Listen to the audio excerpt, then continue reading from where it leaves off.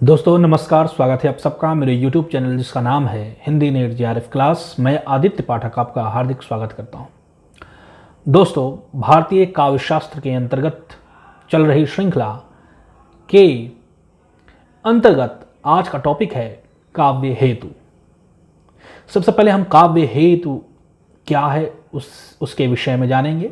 विभिन्न आचार्यों ने काव्य हेतु किसे माना है उन पर भी विचार करेंगे।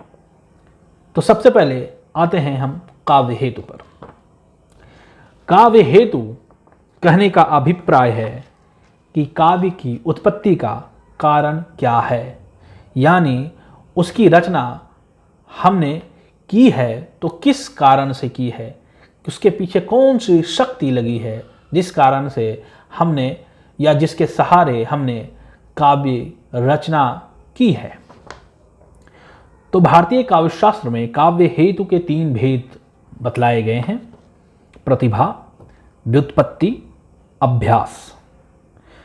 इन तीनों में से सर्वप्रमुख प्रतिभा को माना गया है, यानी सर्वप्रमुखता प्रतिभा की है। इसे काव्य का बीज कहा गया है, यानी बिना प्रतिभा के काव्य रचना बहुत ही निकृष्ट कोटि की होती है।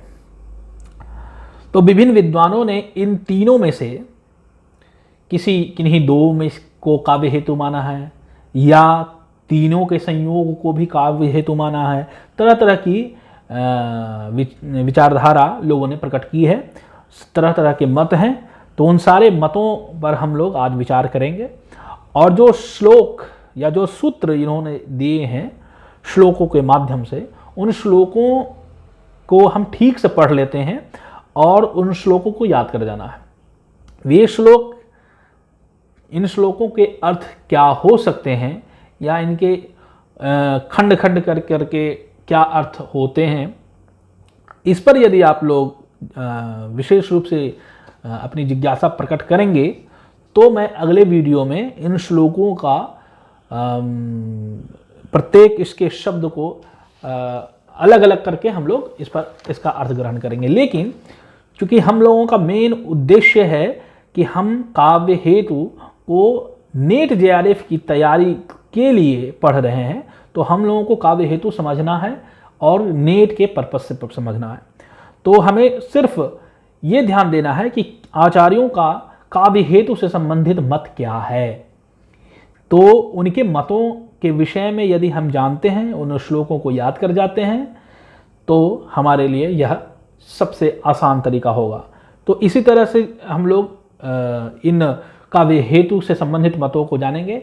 यदि आप लोग चाहते हैं कि काव्य शास्त्र को एकदम विस्तार के साथ एक एक चीज़ आप समझाएं, तो कमेंट बॉक्स में आप लोग कमेंट कर सकते हैं। तो इस पर एक विशेष रूप से हम लोग बात करेंगे और काफ़ी लंबा वो चलेगा, उसकी भी एक अलग श्रृंखला चल सकती है। इसीलिए यदि आप लोगों की रुचि हो कि उसमें विशेष रूप से जिज्ञासा यदि आप लोगों की ही हो, तब आप लोग कमेंट में करें। अन्यथा यदि नेट JRF के पर्पस से पढ़ना है तो जो मैंने बतलाया उसना आप रट जाइए। तो सबसे पहला नाम जिस आचार्य का आता है वे हैं भामा। भामा ने काव्य हेतु कवि की प्रतिभा को ही काव्य सृजन का मूल हेतु माना है, यानी इन तीनों काव्य हेतुओं में से प्रतिभा को ही काव्य हेतु माना है भामा ने। उन्होंने लिखा है कि गुरूपदेशाद धेतुम शास्त्रम जडधीयोप्यलम काव्यम तु जायते जातु कथंचित प्रतिभावतः। एक बार फिर से मैं पढ़ दे रहा हूं। गुरूपदेशाद धेतुम शास्त्रम जडधीयोप्यलम काव्यम तु जायते जातु कथंचित प्रतिभावतः।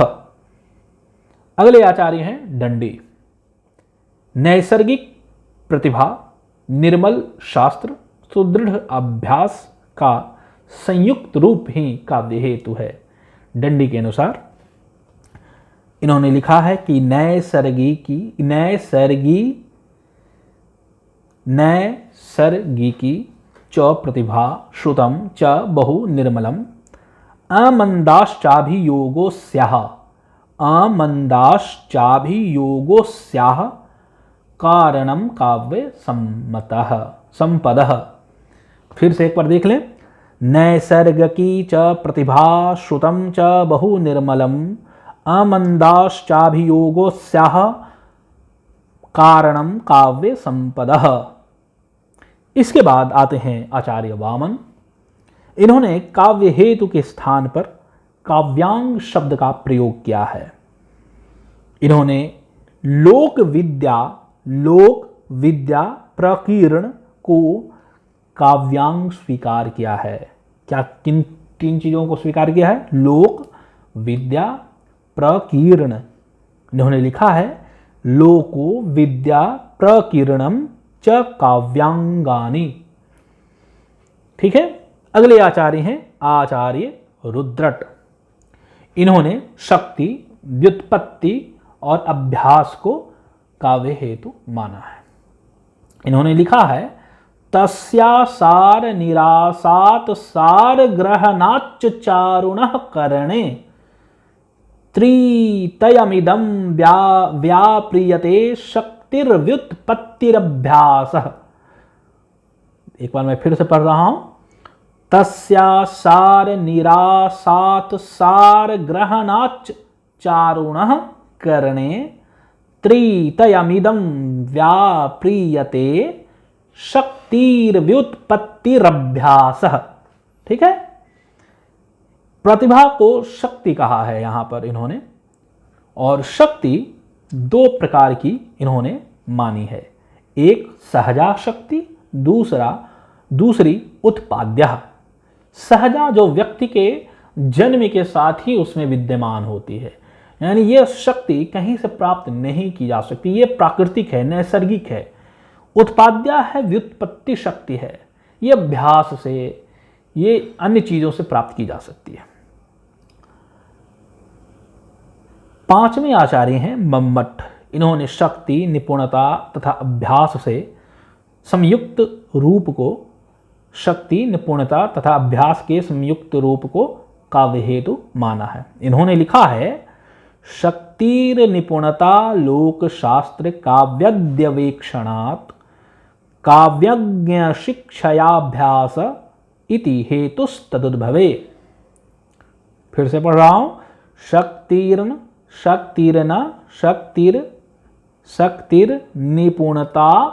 शक्तिर्निपुणता लोक शास्त्र काव्यद्यवेक्षणात् काव्यज्ञ शिक्षयाभ्यास इति हेतुस्तदुद्भवे। आचार्य जगन्नाथ ने लिखा है केवल प्रतिभा ही काव्य हेतु है। इन्होंने लिखा है प्रतिभैव केवला कारणम। प्रतिभा ही केवल काव्य हेतु है, जगन्नाथ का यह मत है। अगले आचार्य हैं जयदेव।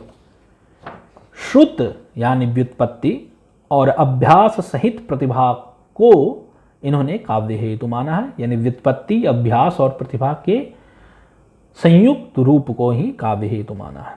इन्होंने कहा है कि जैसे मिट्टी पानी के संयोग से बीज बढ़कर लता के रूप में व्यक्त होता है, उसी तरह काव्य भी इन सारी चीजों से युक्त होकर प्रकट होता है। इसके बाद हमारे सामने है प्रतिभा क्या है। प्रतिभा से संबंधित विचारों के आचार्यों के क्या मत हैं, और फिर हम देखेंगे व्युत्पत्ति क्या है, फिर हम देखेंगे अभ्यास क्या है। तो सबसे पहला टॉपिक है प्रतिभा। काव्य हेतु में सर्वोच्च स्थान प्राप्त है, जैसा कि मैंने बतलाया था। नित्य नवीन उद्भावना करने वाली मानसिक शक्ति है प्रतिभा। नई नई चीज उत्पन्न करने वाली, नई नई चीज की उद्भावना करने वाली शक्ति, मानसिक शक्ति ही प्रतिभा है। कहा गया है, भट्टस्तौत जैसे नामक आचार्य ने कहा है कि प्रज्ञा नवोन्मेष शालिनी प्रतिभा मता। नवीन नवीन तथ्यों की उद्भावना करने वाली बुद्धि को प्रतिभा कहा जाता है। नवीन नवीन तथ्यों की उद्भावना करने वाली बुद्धि को प्रतिभा कहा जाता है। ये किसने कहा? भट्ट तौत ने। भट्ट तौत का क्या है श्लोक? क्या है? प्रज्ञा नव नवोन्मेष शालिनी प्रतिभा मता। प्रतिभा अपूर्व वस्तु निर्माण क्षमा प्रज्ञा। अभिनव गुप्त की पंक्ति है। नवीन तथ्य के सृजन में समर्थ बुद्धि ही प्रतिभा है। अभिनव गुप्त ने कहा प्रतिभा अपूर्व वस्तु निर्माण क्षमा प्रज्ञा। अभिनव गुप्त की यह पंक्ति है। आगे जगन्नाथ ने लिखा है प्रतिभा से संबंधित, सा ब्रैकेट में है प्रतिभा, यानी सा प्रतिभा के लिए प्रयुक्त हुआ है। सा च काव्य घटनानुकूल शब्दार्थोपस्थिति। सा च काव्य घटनानुकूल शब्दार्थोपस्थिति जगन्नाथ की पंक्ति है, यानी काव्य रचना के अनुरूप शब्द और अर्थ की उपस्थिति प्रतिभा है। प्रतिभा के प्रकार भी बतलाए गए हैं। सबसे विभिन्न आचार्यों ने प्रतिभा के विभिन्न प्रकार बतलाए हैं। सबसे पहले रुद्रट ने प्रतिभा के दो प्रकार, प्रतिभा के दो भेद बतलाए। पहला सहजा, दूसरा उत्पाद्या। राजशेखर ने कहा कि नहीं, दो प्रकार की प्रतिभा है, कार्यित्री और भावयित्री।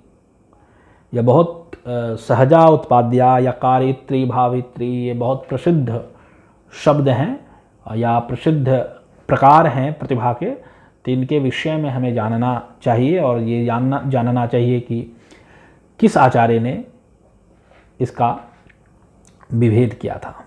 तो कार्यित्री प्रतिभा है सृजनात्मक शक्ति जिससे रचनाकार सृजन करता है, ये कार्यित्री प्रतिभा है। भावित्री प्रतिभा कहते हैं कवि के अभिप्रेत अर्थ को ग्रहण करने वाली शक्ति। कवि के अभिप्रेत अर्थ को ग्रहण करने वाली शक्ति को क्या कहते हैं? भावित्री। और कार्यित्री सृजनात्मक शक्ति जिससे रचनाकार सृजन करता है। अब देखिए कि अंतःकरण की उद्भावित क्रिया प्रतिभा है, ये शुक्ल जी ने कहा है। अंतःकरण की उद्भावित क्रिया प्रतिभा है, ये शुक्ल जी की पंक्ति है। अब आ जाइए व्युत्पत्ति। व्युत्पत्ति क्या है? तो व्युत्पत्ति निपुणता है। व्युत्पत्ति का अर्थ क्या होता है? निपुणता। उचितानुचित विवेको व्युत्पत्ति ही, राजशेखर ने कहा है उचितानुचित विवेको व्युत्पत्ति ही। उचित और अनुचित का विवेक ही व्युत्पत्ति है। इसके बाद हमारे सामने उपस्थित होता है अभ्यास। काव्य रचना के लिए निष्ठापूर्वक किए जाने वाले प्रयत्नों की अखंड श्रृंखला ही अभ्यास है। काव्य रचना के लिए निष्ठापूर्वक किए जाने वाले प्रयत्नों की अखंड श्रृंखला ही अभ्यास है। राजशेखर ने कहा कि निरंतर अभ्यास करते रहने को, निरंतर प्रयास करते रहने को अभ्यास कहते हैं। उन्होंने कहा कि अभ्यास के अभाव में सहज प्रतिभा भी धीरे धीरे कुंठित हो जाती है। प्रतिभा अभ्यास के अभाव में जो सहज भी होती है वो भी धीरे धीरे कुंठित हो जाती है। उन्होंने लिखा कुंठत्वमायाति गुणः कवीनां साहित्ये विद्या श्रम वर्जितेषु। कुंठत्वमायाति गुणः कवीनां साहित्ये विद्या श्रम वर्जितेषु। इसके बाद हम लोग बात करेंगे अगले वीडियो में काव्य लक्षण से संबंधित जो वीडियो होगा। एक बार मैं फिर से आप लोगों के समक्ष जो श्लोक लिखे गए हैं उसका एक बार पाठ कर देता हूं, ताकि आप लोग उसे आसानी से पढ़ सकें और उसको याद कर सकें। तो सबसे पहला जो श्लोक है भामह का, काव्य हेतु से संबंधित। गुरुपदेशाद धेतुम शास्त्रम जडधीयोपेलम काव्यम तु जायते जातु कथंचित प्रतिभावतः।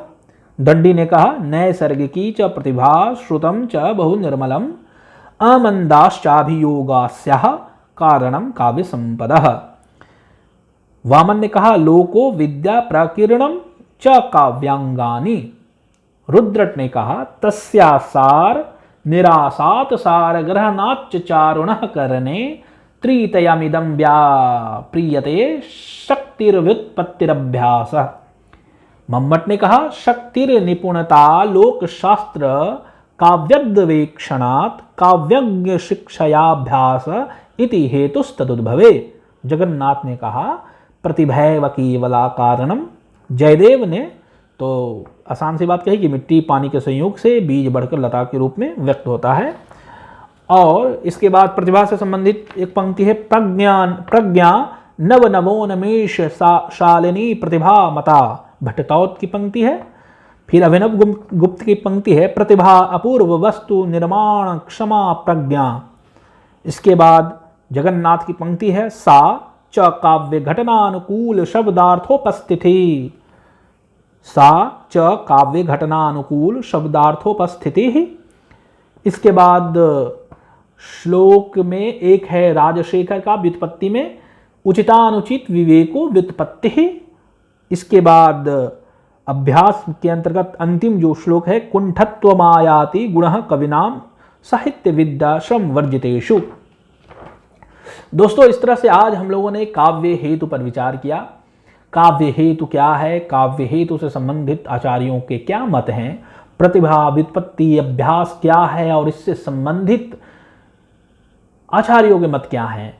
तो इस तरह से हम लोगों ने काव्य हेतु पर संक्षिप्त रूप से विचार कर लिया, क्योंकि नेट जेआरएफ की नेट की परीक्षा में इन्हीं से प्रश्न किए जाते हैं कि पंक्ति दे दी जाती है कि क्या किसकी पंक्ति है या